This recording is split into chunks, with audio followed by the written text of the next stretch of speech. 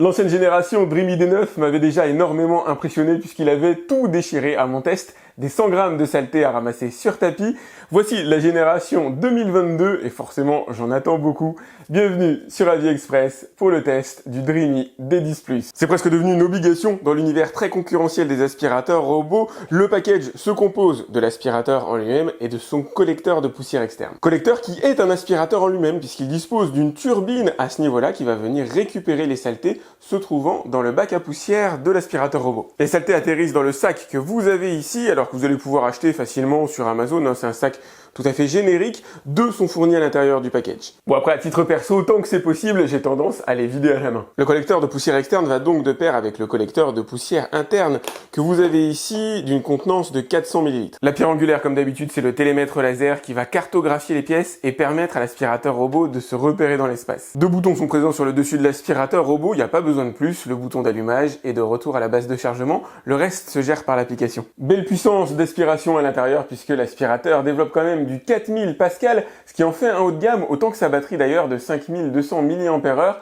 pour lequel on fera un point tout à l'heure concernant l'autonomie. En face avant, on va retrouver des capteurs d'évitement avec des technologies basiques à l'intérieur. On n'est pas sur un très haut de gamme avec de l'évitement d'obstacles fins. On fera quelques tests. Vous avez ici un petit bumper pour l'inviter à changer de trajectoire en cas de collision éventuelle avec un meuble. Et ici, peut-être une petite réglette en caoutchouc pour éviter de l'abîmer. Au passage, pour une fois, le caoutchouc a été intégré au design de l'aspirateur plutôt que de poser bêtement une réglette comme c'est fait habituellement sur les aspirateurs robots. Il y a de l'effort en matière d'esthétique. L'envers du décor fait dans l'efficacité et la simplicité. On va retrouver tous les éléments fondamentaux des aspirateurs robots. 4 capteurs de vide pour éviter qu'ils ne tombent dans les escaliers. Des roues crantées pour adhérer sur sol humide et monter à peu près des seuils de porte de 2 cm.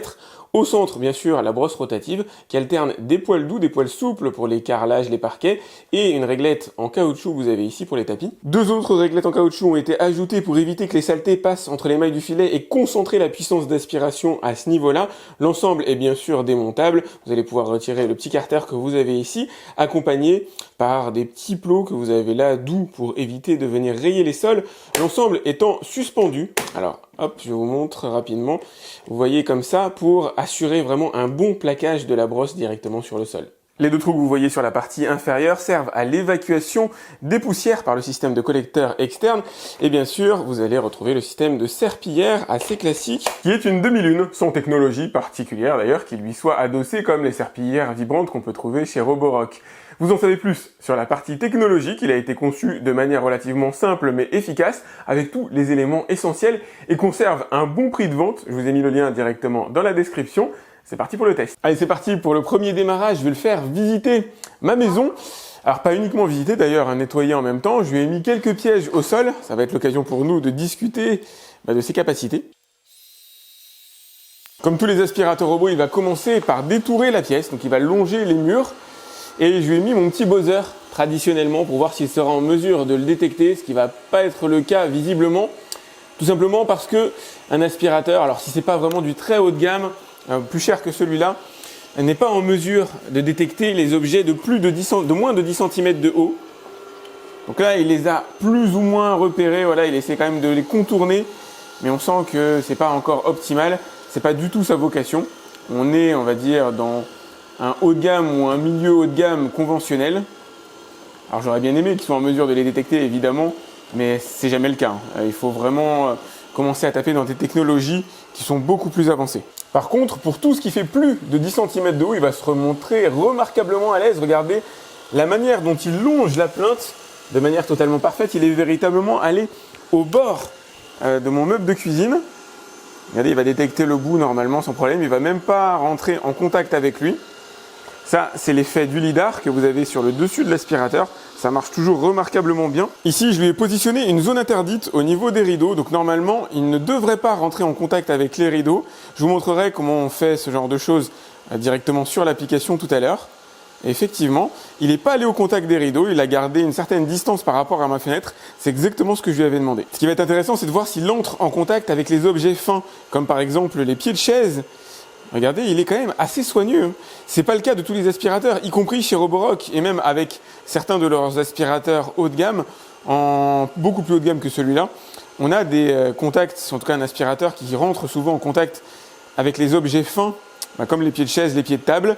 Et là, il est quand même assez soigneux. C'est très étonnant. Regardez la manière dont il détourne le pied, dont il le contourne. Il est top, hein, j'avoue, en matière. Alors dès lors que ça fait plus de 10 cm de haut, il s'en sort vraiment super bien. Autre type d'obstacle intéressant, les rideaux. On va voir s'il est en mesure de les détecter et de suivre un petit peu leur courbe, leur forme. Regardez, il les a bel et bien détectés. Hein. Il ne va pas aller au contact de la porte-fenêtre. Même le voilage, il a été en mesure de le voir, hein, grosso modo, de le détecter. Hop, là on va voir comment il tourne autour du pied de chaise. Ça va être beaucoup plus difficile ici. Il s'en sort quand même assez correctement. C'est plus difficile parce que le pied de chaise doit faire à peu près 3 cm de haut. Donc on n'est pas dans sa zone de détection au niveau du lidar. Ici on va voir comment il contourne le canapé, comment il contourne l'angle. Ah, il est doué. Deux choses intéressantes ici, la gestion de son empattement, sa capacité à se faufiler, alors dans des zones pas forcément faciles d'accès. Donc là, il a juste de quoi passer, peut-être 10 cm de plus, et il se repère quand même assez bien dans l'espace.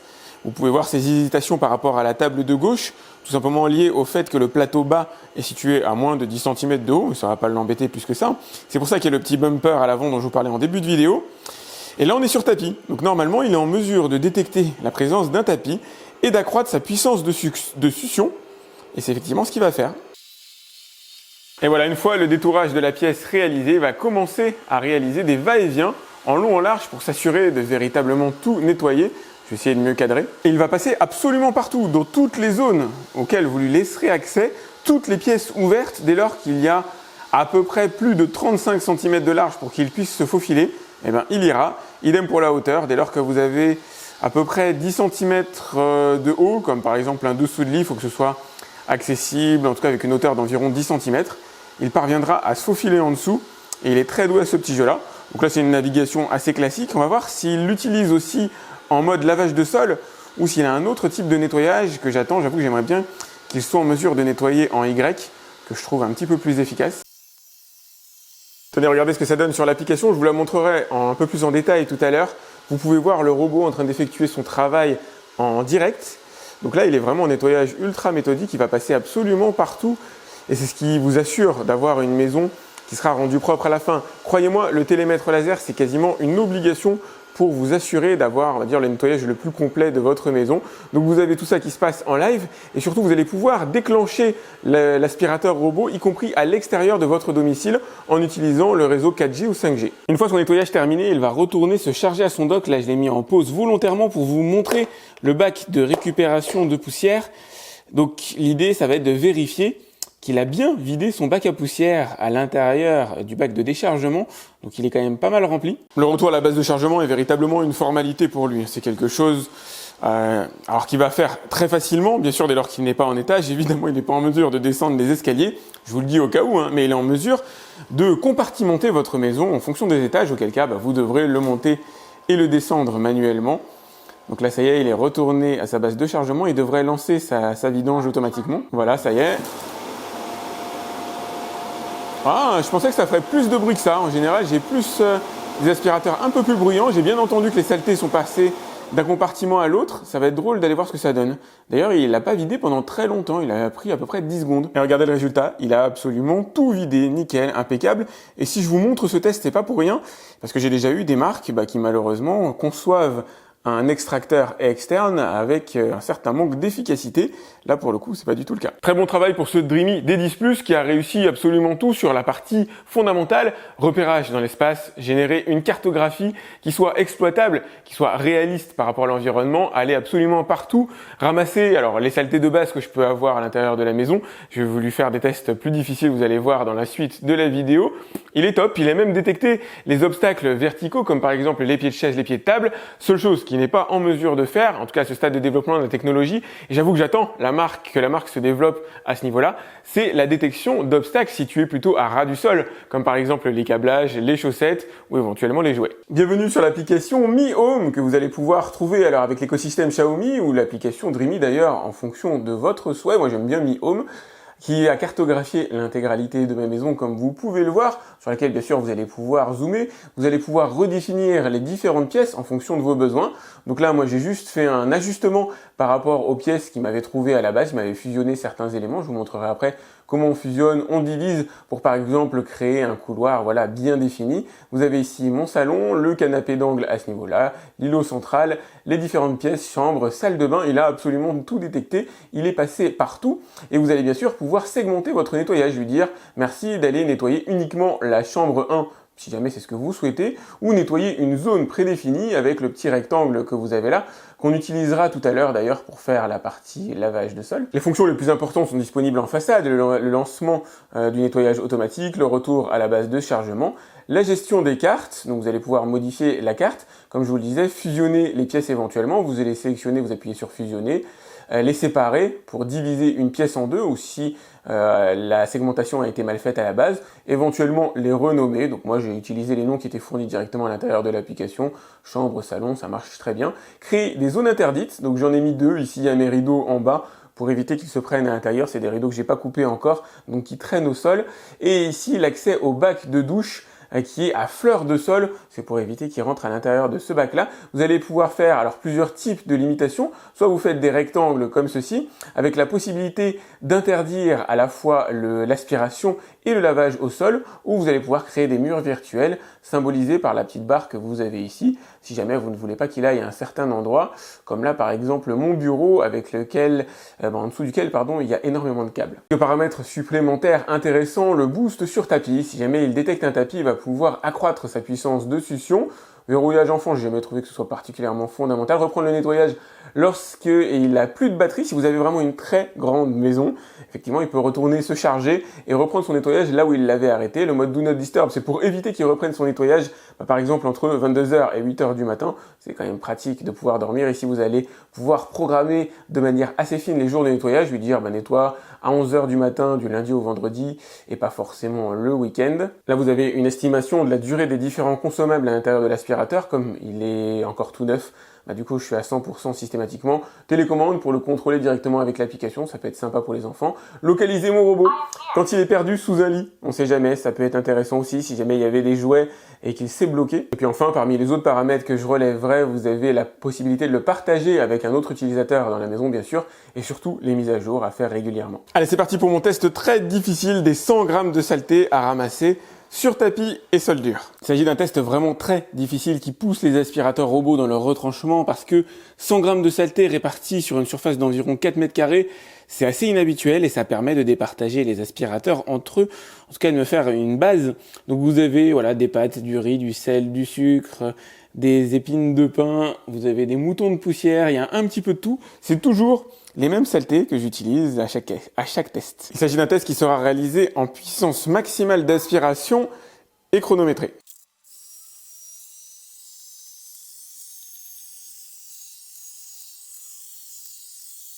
Et voilà, à ce stade, il a fini son boulot en 2 minutes 33. Et on sent qu'il a assuré, ça se voit par rapport au résultat au sol, moi qui ai l'habitude de faire ce genre de test.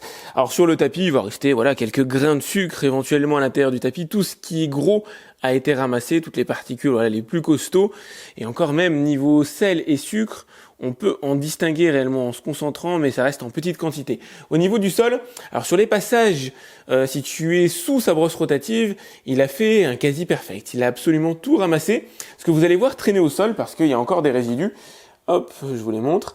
C'est des choses que la brosse rotative que vous avez ici a éparpillées. En passant, elle met des petits coups dedans et elle envoie ces saletés-là à des endroits où l'aspirateur est déjà passé. Donc pour le coup, c'est ce que vous allez voir sur le sol. Ça n'est en rien lié à sa capacité d'aspiration. Et c'est quelque chose qu'on retrouve sur la plupart des aspirateurs robots. En règle générale, la brosse ici est quand même assez véloce et elle a tendance à éparpiller 2-3 saletés dans la maison. Et le résultat est excellent. Il a ramassé 92,3 grammes de saleté sur les 100 demandés. Dans ce test-là, l'excellence s'obtient à partir de 90 grammes ramassés sur les 100 demandés. Et pour vous donner un point de comparaison, le top du top que j'ai pu voir à l'heure actuelle ne dépasse que de peu les 93 grammes de saleté ramassés sur les 100 demandés.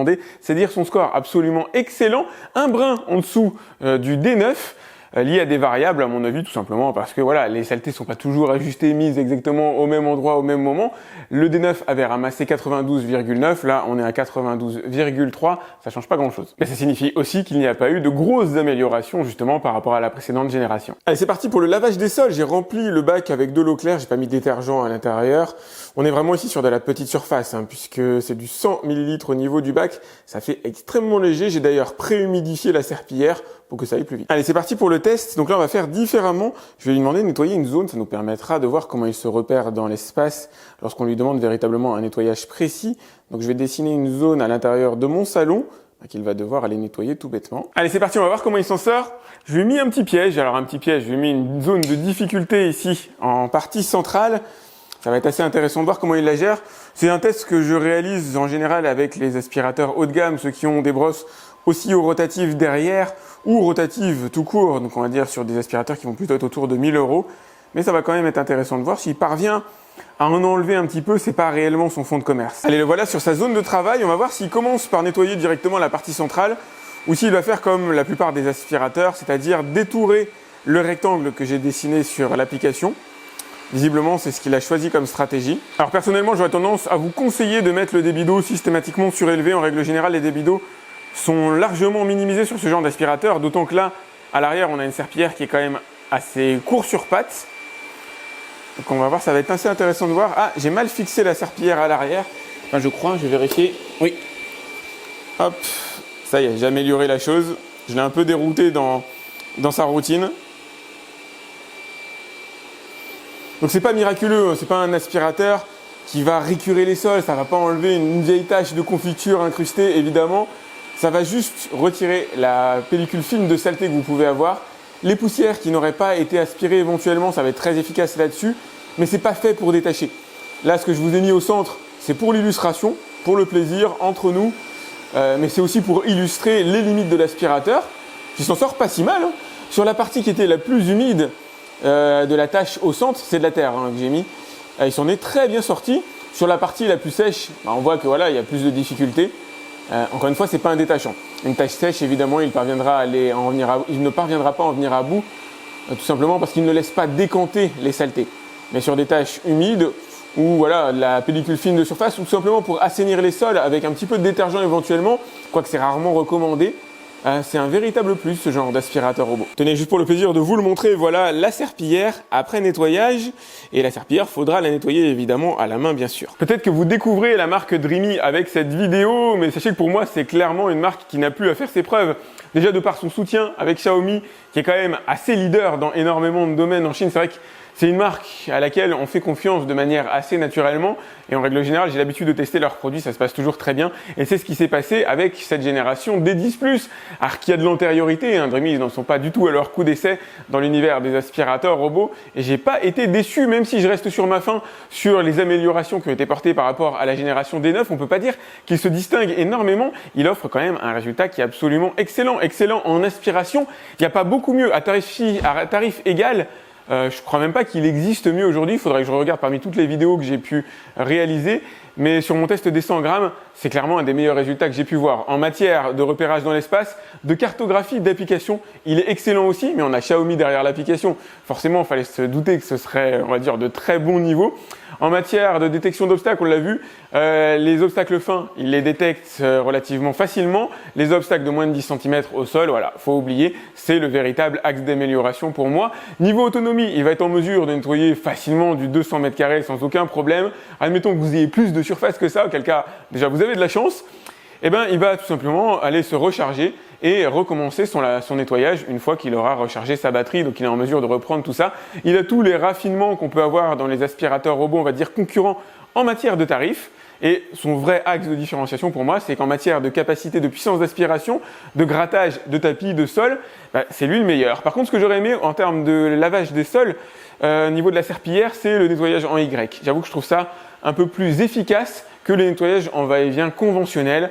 C'est pas dramatique, j'espère qu'un jour il y aura une mise à jour parce que c'est pas quelque chose qui doit coûter énormément à la marque en matière de développement. Si vous avez aimé cette vidéo, n'hésitez pas à la liker, c'est important pour moi. Vous avez le lien directement dans la description pour aller voir son tarif qui est franchement concurrentiel. Ça vaut le coup d'aller y jeter un œil si jamais vous êtes en recherche d'aspirateur robot. Pensez à vous abonner à ma chaîne, Si c'est pas déjà fait, à me laisser un message bien sûr si vous avez des questions. Et moi je vous dis à très vite pour un autre test sur AliExpress. Salut!